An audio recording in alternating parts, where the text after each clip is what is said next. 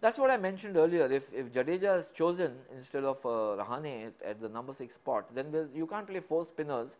Well, you can. India has played once all the four greats, Venkatraghavan, Chandra, Bedi and Prasanna in a match in 67 in England. But, it becomes difficult to apportion bowlers, bowling.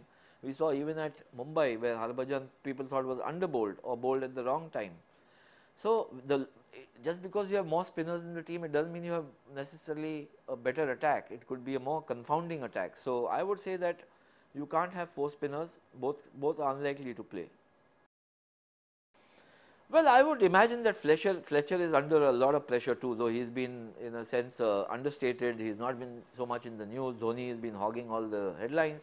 But Fletcher, look, he's ever since he's taken over the as coach, India's fortunes have nosedived from winning the World Cup in 2011, being number one, Test number one ranking. You're now number 5 or 6, hovering there. Not top of the pops, even where ODIs are concerned. Lost to England 4-0, lost to Australia 4-0, and now are in danger of losing a series to India at home. And that's a terrible record to have. Now, he could be a little unfortunate in the sense that Rahul Dravid, Lakshman have gone. They hit a poor patch. Before that, Sehwag got injured. Gambhir not in the best of form. Tendulkar not in the best of form for a year and more. Zahir Khan getting injured. Dhoni himself in poor form.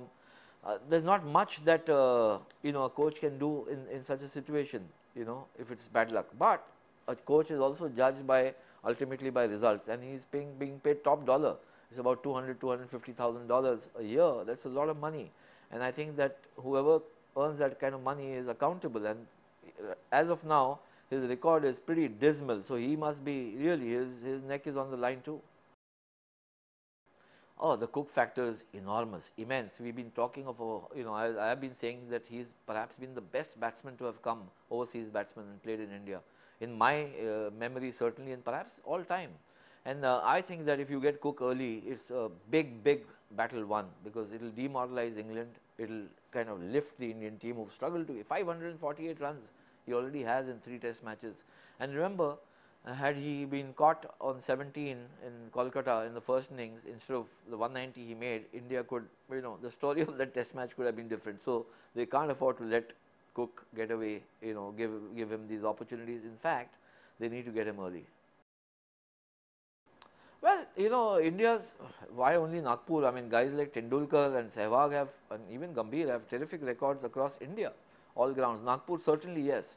So, but what we have seen in this series so far, that reputation and name on paper has not translated into form on the field, and that is the worrying factor. Tendulkar has a fabulous record at Nagpur, but now he needs to put his hand up. He needs to come good, because he had a very long spell of low scores.